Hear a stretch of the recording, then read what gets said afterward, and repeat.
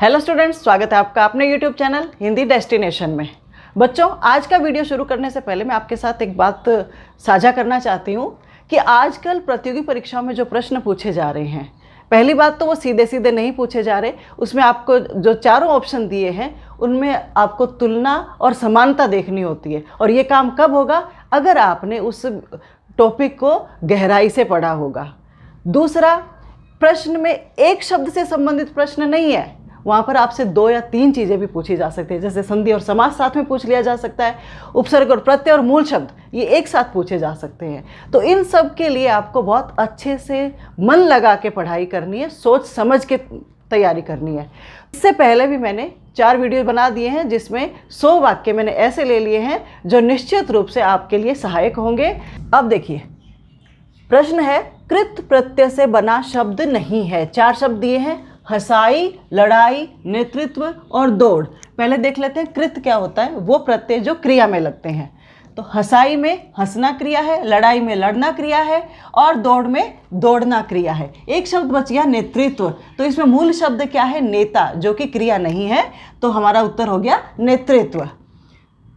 अगला प्रश्न, इनमें से वचन संबंधी त्रुटि वाला वाक्य है कौन सा जिसमें वचन संबंधी त्रुटि है? मैं दिल्ली से भोपाल गया, सही है ये वाक्य। राम ने 4 बात सुनाई। अगला, यह सबसे सुंदरतम साड़ी है और रेलगाड़ी में भारी भीड़ है। इन तीनों में भी त्रुटि है। इसमें एक त्रुटि है 4 बात में, यहाँ पर सबसे सुंदरतम, सबसे और सुंदरतम, सुंदरतम विशेषण है और जब यहाँ पर सबसे ले लिया है तो तम के साथ आपको यानी उत्तमावस्था के साथ एक और विशेषण लगाने की जरूरत नहीं है, तो इसमें विशेषण संबंधी त्रुटि है। और रेलगाड़ी में भारी भीड़ है, तो भारी की जगह आएगा बहुत भीड़ है। अब इस वाक्य को देख लेते हैं कि राम ने 4 बात सुनाई, राम ने 4 बातें सुनाई, तो इसमें हो गया है हमारा वचन संबंधी त्रुटि। तो ये हमारा उत्तर हो जाएगा। अगला प्रश्न है तत्पुरुष समास का उदाहरण नहीं है। दोषपूर्ण, ध्यानपूर्वक, कला निपुण और राजज्ञ। अब देखिए, दोषपूर्ण यानी दोष से पूर्ण, ध्यानपूर्वक ध्यान के साथ, कला निपुण कला में निपुण और राजज्ञ राजा की आज्ञा। इन तीनों में तत्पुरुष समास है। इसमें कारक आए हैं, तो जहाँ कारक आते हैं वहाँ तत्पुरुष समास। केवल ध्यानपूर्वक जो शब्द है इसमें पूर्वक एक प्रत्यय है, प्रत्यय एक अव्यय होता है, तो यहाँ पर हो जाता है अव्यय भाव समास। तो ये जो उत्तर करेक्ट है। अगला प्रश्न है किस विकल्प में सभी शब्द गुण संधि के हैं? अब देखिए, गुण संधि में 3 आगम होते हैं, ए, ओ और अर। जहाँ पर ये मिल जाएंगे वहाँ पे गुण संधि है। तो बहिरंग, दीपावली, यहाँ पर हमें ए, ओ और अर में से नहीं मिल रहा है, इसका मतलब यहाँ पर गुण संधि नहीं है। पदार्थ, इसमें भी नहीं है, पद धन अर्थ। रमेश, रमा धन ईश, इसमें गुण संधि है, लेकिन दोनों ऑप्शंस में हमें चाहिए। तीसरा है देवर्षि और पूर्वोत्तर। यहाँ पर देखिए अर भी है और ओ भी है, तो हमारा उत्तर हो जाएगा देवर्षि और पूर्वोत्तर। अगला और देख लेते हैं मनोरम और पूर्वानुमान। पूर्वानुमान, मनोरम में है गुण संधि, लेकिन पूर्वानुमान जो है इसमें है दीर्घ संधि। तो उत्तर हो गया देवर्षि और पूर्वोत्तर जिनमें गुण संधि है। अगला है किस वाक्य में संधि युक्त शब्द का प्रयोग नहीं है? प्रश्न पढ़ते टाइम हमेशा नहीं है और ह पे ध्यान दीजिएगा, क्योंकि उसी से आपके उत्तर में गलती हो सकती है। वह दिन रात मेहनत करता है, हमें वो वाक्य देखना जिसमें संधि वाला शब्द नहीं है।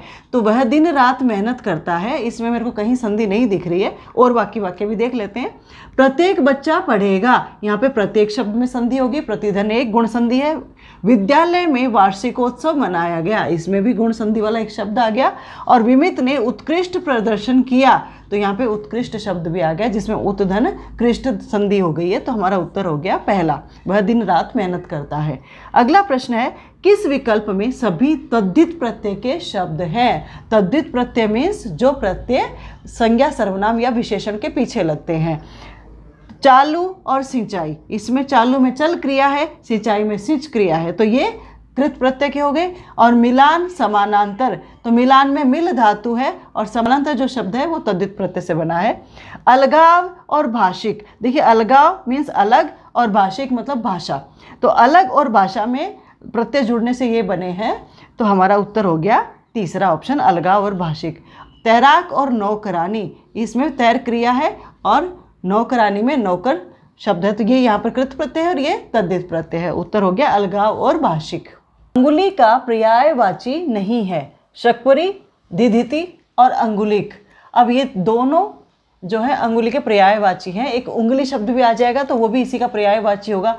अंगुलिक जो होता है वो अंगुली में पहनने वाली अंगूठी के लिए प्रयोग करते हैं, तो हमारा उत्तर हो गया अंगुलिक। किसमें परस्पर पर्यायवाची शब्द नहीं है? देखिए ये प्रश्न कई बार कंफ्यूज कर देता है। परस्पर का मतलब होता है जो शब्द दिए हैं एक ऑप्शन में वो सारे एक दूसरे के पर्यायवाची होंगे। दंत और द्विज, दांतों को द्विज भी बोला जाता है। द्विज का मतलब दोबारा जन्म लेने वाला। तो द्विज शब्द का प्रयोग किस किस के लिए किया जाता है? पक्षी के लिए भी किया जाता है और ब्राह्मण के लिए भी किया जाता है, तो ये अनेकार्थी में आ जाता है। पर्ण और पल्लव ये दोनों पत्ते के पर्यायवाची हैं। रज और रेणु ये दोनों मिट्टी के पर्यायवाची हैं। अगला शब्द है, ऑप्शन है कनक और कानन। कनक होता है धतूरा या सोना और कानन होता है वन। तो हमारा उत्तर हो गया ये कि ये दोनों शब्द एक शब्द के पर्यायवाची नहीं है। कृत प्रत्यय से निर्मित शब्द नहीं है। कृत प्रत्यय, प्रत्यय अच्छे से पढ़ लीजिएगा, कृत और तद्धित। कृत यानी जो क्रिया में लगते हैं, नहीं है। वार्षिक, वर्ष, धन, इक प्रत्यय। तो वर्ष क्या है? एक संज्ञा है। शिक्षित, शिक्ष धातु से बना है। लेखक, लेख धातु से। और कमाओ, काम जो शब्द है क्रिया उससे बना है। तो ये तीनों जो हैं कृत प्रत्यय से बने शब्द हैं। वार्षिक जो है एक तद्धित प्रत्यय से बना शब्द है। वी उपसर्ग से निर्मित शब्द नहीं है, जिसमें वी उपसर्ग नहीं लगा है। विख्यात, विश्व, व्यग्र और विक्षक। तो बहुत सारे बच्चे क्या करेंगे, सीधा देखेंगे और व्यग्र को टिक कर देंगे कि भाई इसमें तो वी है ही नहीं, लेकिन ये वी धन अग्र मिलके बना है, तो व्यग्र यहाँ पर यण संधि होने की वजह से ऐसा है। विक्षक, इसमें भी वी उपसर्ग है और ईक्षक जो है वो मूल शब्द है, तो यहाँ पर भी हो गया।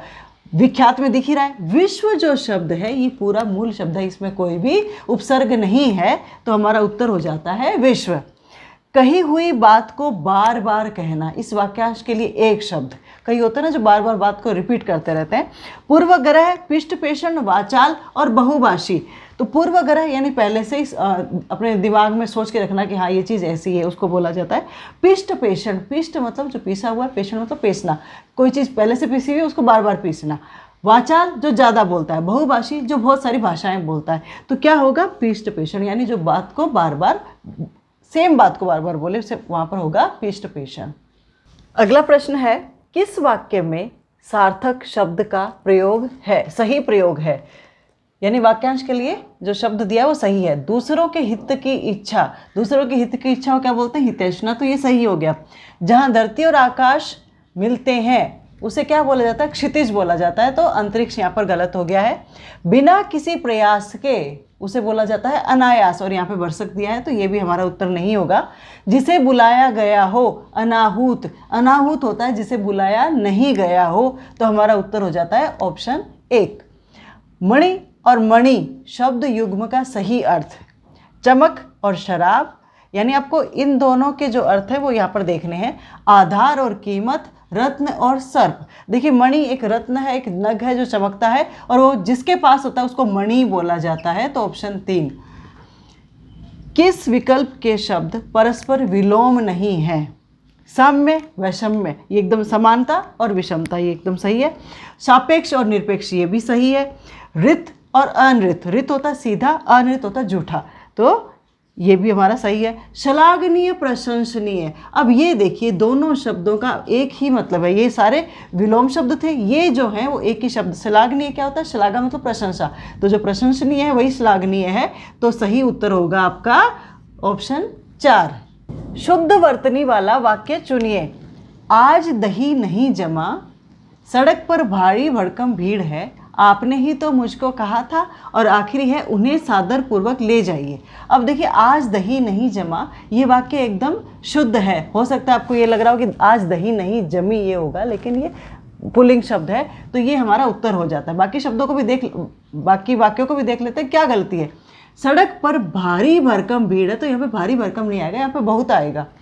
आपने ही तो मुझको कहा था, तो यहाँ पर मुझको में गलती है, यहाँ पर आना चाहिए मुझे।